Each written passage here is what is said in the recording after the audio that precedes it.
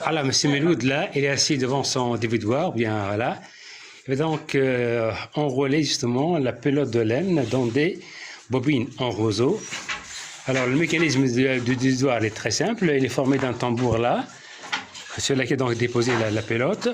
Et puis, donc, il y a une petite pédale dans laquelle il place donc la bobine en bambou là. Puis, avec la manivelle, il fait tourner donc cette grande roue. La roue donc est fixée au petit axe là, un petit peu par une petite ficelle qui fait donc tourner le tout. Et donc, le mécanisme fonctionne de cette façon-là. On va l'attendre. Voilà, donc je vais revenir à M. Meloud. Alors, donc, je suis dans un atelier de tisserand, heureusement, alhamdoulilah, encore fonctionnel. C'est vrai qu'il n'y a plus beaucoup de monde sur la couverture en soie comme autrefois. Voilà, donc des très belles couvertures donc, en laine, voilà. Ce petit carton donc, sert à placer, bien sûr, les bobines de laine. Alors, donc, tu vois donc là 3 métiers à tisser. Un premier de M. Meloud, un deuxième, voilà, tisserand dans son travail, et un troisième ici.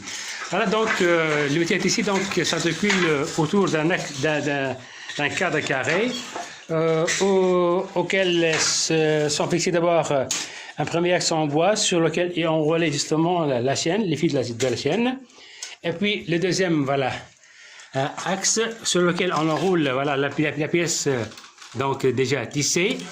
Alors la planchette sur laquelle donc ça s'assoit le tisserand.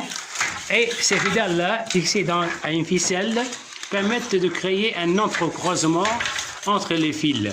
Justement, c'est dans l'entrecroisement, voilà, qui fait donc glisser la navette dans laquelle se trouve la bobine de laine.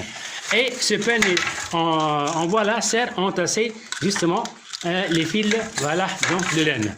Ainsi donc on se travaille sur un rythme effréné. Voilà, la même chose. Voilà. C'est simple, mais c'est assez ingénieux. C'est une activité ancestrale qui remonte à des centaines d'années, donc ça a été transmise de père en fils depuis des temps immémoriaux pour nous parvenir jusqu'à notre époque. Voilà, je reviens donc au dévidoir là, au rouet. Là, voilà donc comment fonctionne. Voilà. Et fait tourner, voilà, ça, la roue qui fait tourner donc l'axe. Et voilà, on fait tourner donc sur le tambour sur lequel est placée donc la pelote de laine. Voilà donc ces petites bobines en roseau, voilà.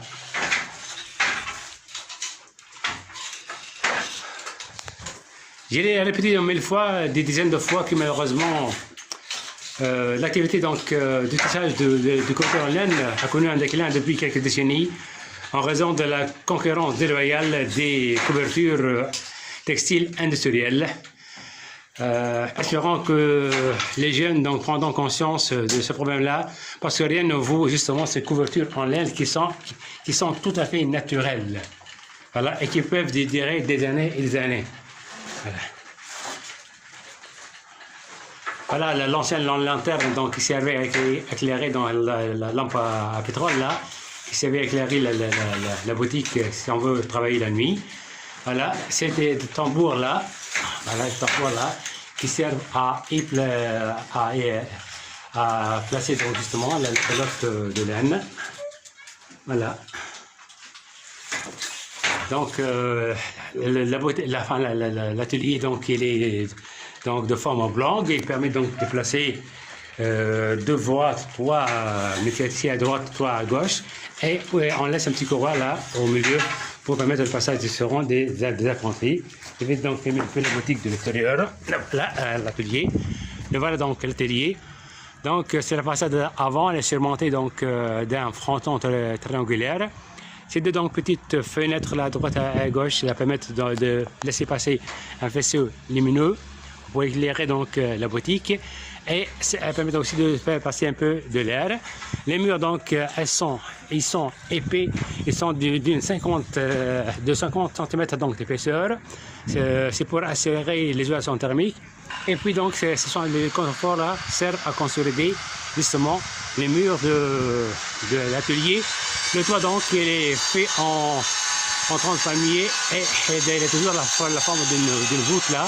Ainsi, ça permet de faire écouler facilement les eaux de pluie. Donc, l'eau de pluie ne stagne jamais. Et elles sont, les ateliers sont en énorme blanchi avec de la chaux vive. Voilà, un atelier en bon état et à côté, un atelier là aussi abandonné à son sort. Ça fait donc, ça me serre le cœur là de voir un atelier donc abandonné. Par contre, ça me réchauffe le cœur de voir un atelier encore fonctionnel, encore opérationnel. Voilà.